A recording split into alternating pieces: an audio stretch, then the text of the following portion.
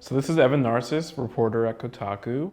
And this is Chris Person. And we're here to talk about Tomb Raider, which is out next week. This Tomb Raider is a reboot of the long storied franchise, originally a PlayStation game, and now multiple platforms. And it is super interesting because reboots are always tricky, right? You've got a beloved version of a previously established character that people don't necessarily want to let go of. But as far as reboots go, this feels like a really, really good one. It's really interesting. Yeah, that is always a tricky thing. I think we saw that earlier this year with DMC, where I like DMC, you like DMC, and there's going to be people who will hate any reboot regardless of what happens. It could be the best game on earth, and they will be like, no, it's not the thing I want.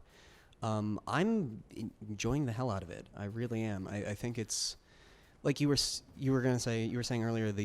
Even though you wrote your review, we're still talking about it. Yeah, and that's, that doesn't always happen. And I think part of the reason I'm still thinking about Tomb Raider is because, one, Lara Croft, the character of Lara Croft is a straight up icon. She's probably one of the few video game characters that people who don't, play video games day in, day out can name. Yeah, my mom knows who Lara Croft is, Right. And she would hate to see what happens to her in this game. Yeah, she would. Probably. But that's the other thing, is like the way that the violence and the threats against Lara are presented in this game from a thematic standpoint tie in very nicely with the gameplay, right? Yeah, well, I think, looking back at the way that they were, building up this game, where they're like, you're going to want to have to protect her. That was crappy phrasing, but it's not untrue. And I don't mean that in the sense that, like, I want to protect her. I want her to be self-reliant. You know what I mean? I wanted her to not have horrible things happen to her. There's also that. I want her to survive this thing. You know what I mean? And I want her to be far away from here, far away from this awful place with awful dudes. And it's like, I want to be the strong woman in this game. You know what I mean? And whether or not people respond to that is going to be an interesting reaction. And it's a feeling you don't necessarily have with an Uncharted game or Devil May Cry or other games where the lead character is under constant threat. Part of that is how Lara is presented. She's presented as a character who you don't know if she can hack it at first. You don't know if she's got what it takes to survive this experience. Yeah, she's a kid. I mean, like, she's like 18, 19 years old. Yeah, she's like much of the arc of the game is her becoming a woman and becoming an adult and becoming, going from being nerdy and nebbish to being, like an academic to being like somebody who can survive. It's a survival horror game. Yeah, and talking about the bad dudes you were mentioning before, that's something else that gets woven into the game's lore really well, which is the island that you're on. Yamatai. Yamatai. It's this lost mystical kingdom, and it traps people there. And the kind of people who've gone there have been soldiers, mercenaries, people. Pirates. Yeah, it's literally just a vortex of people who would be going through, like the Devil's Triangle in the sea. and if you let, a population made up of people from those walks of life, if you let that fester, you're gonna have really, really bad mojo popping up. Dude, like one of the characters I think alludes to it as like an anthropological test case, like it's literally like this crazy Lord of the Flies, all grown up tinderbox full of just dudes, and just dudes who will either kill for a living, either unsavory or have unsavory jobs. And then you give them something crazy to believe in, that tells them that they need to, sacrifice women. Yeah. And then you plop Laura into all of that. It's a great setup for what is a coming of age story, for what is a hero's journey story. So it's darker than the previous Tomb Raider games. Really dark. And we've talked about a little bit about that. I did miss some of the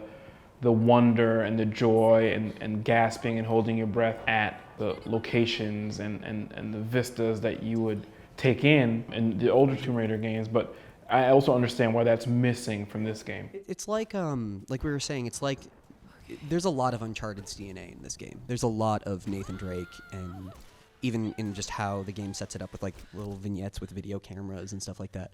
And the thing that's really interesting about it is that unlike Nathan Drake, who's always like really witty in the face of killing about like 100 people, she's very aware that she has to like do this. She doesn't want to do this, and she has to do it. And then she begins to realize that she can do it, and that scares her. And like it's like Uncharted, but with no narrative dissonance, you know? Right. Yeah, but what you do in the game lines up with the reasons that the game is giving you to do it. You know, if Nathan Drake is hunting for treasure, or if he's trying to unearth, you know, these lost secrets and whatever, you know, he might just be able to call up, you know, a consulate and work his way through diplomatic channels. That wouldn't be as interesting, but you know, you have to stretch your imagination to encapsulate the reasons that Nathan Drake would go on killing sprees to do what he does. Yeah. Whereas here, you know, everybody in this entire island is set against Lara. And this is on the backdrop of a place where nobody else has ever gotten off of the island. Yeah, So that makes it... It's like a den of lost souls. Right. The hopelessness kind of justifies what you wind up doing in the game.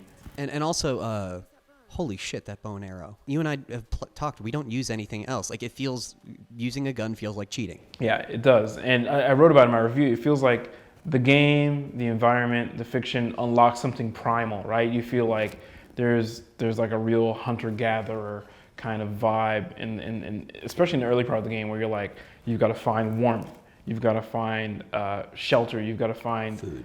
Yeah, companionship, and the bow and arrow feels good thematically, aligned with all that stuff. Well, yeah, when you're using guns against dudes with guns, it feels like you're on their level. When you're using a bow and arrow, it feels like you're better than them. And I think that part of that has to do a lot with, like, the game is really, really, really violent. It's really, really violent, and it comes very, very close sometimes to being totally the wrong tone. But the payoff is the bow and arrow. You know, you're attacked by these really the worst people on Earth. Like, literally the worst.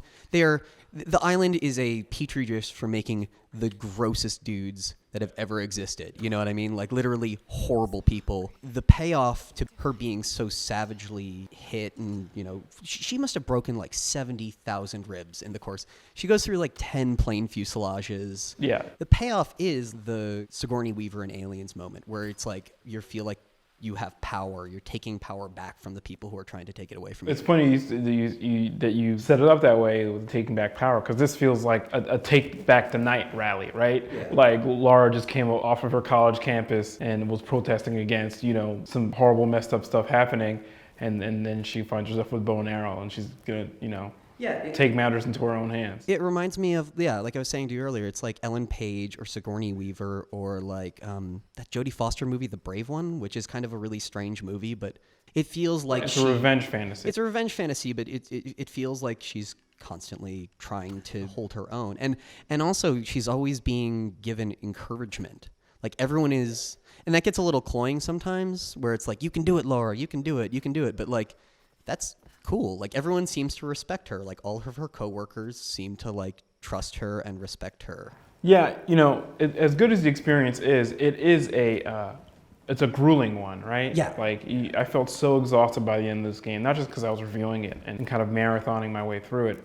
I was tired because Lara was tired, you know, because everybody trapped on that island was tired, you know. You could kind of sympathize with the people trapped there, because, you know, being trapped anywhere is not fun. Yeah. But on the other hand, they didn't make a utopia, right? They made a dystopia. They made a horrible place, not a wonderful place. Well, you also get the vibe that the people who have survived are people who are going along with the craziest element of it. Like, it's like a dictatorship run by the craziest people who are, you know, and so, like, you'll hear conversations, like snippets of conversations between people about, like, I just want to get off of this island. I just want to get off of it.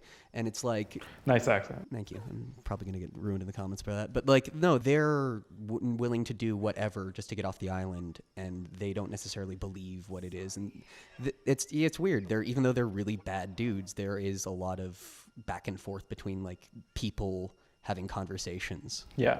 And then you have the believers and the non-believers, like people who think that what the cult leader is selling is BS, and people who are like, no, you know, we just have to believe, and that's going to be our way out. And, you know, going back to the grueling thing that I said about the nature of this experience is that, yeah, I really hope they don't go here again. I don't feel like they can. No, you know? They can't. This seems like a one-time... I think we both want her... I think we're both glad they went here. But I think we both want her to be a little more fun, Yeah. a little more like wholly formed. Like, this is the experience that gives her the tough skin she needs to be Lara Croft, capital L, capital C, Croft. And I feel like the next game they're going to have to play it a little more closer to what they did before, but I feel like they're still going to have an interesting setup to get there. Yeah, more Indiana Jones, less Descent. But not, yeah, exactly, but not totally. I do like, they shouldn't take all of it, Yeah, yeah. It's going to be a little while yet before Crystal Dynamics and Square Enix needs to figure that out. But this was a reboot that feels of the moment. It catches Lara up to other kind of action franchises that are kind of being talked about now. And it creates an empathy for the character that she didn't necessarily need before, but is very useful from a storytelling and design standpoint. So I think it's a good look. And I'm enjoying shooting dudes in the crotch with arrows. I do. It makes the game way better. It really does, especially when you get the flaming arrows. Yeah, I love the headshots. You get extra XP for those. You don't get them for the cross shots, but no, but the other one's more satisfying. Because seriously, screw those dudes. And we can end on that. I think we're ending on that. Later, guys.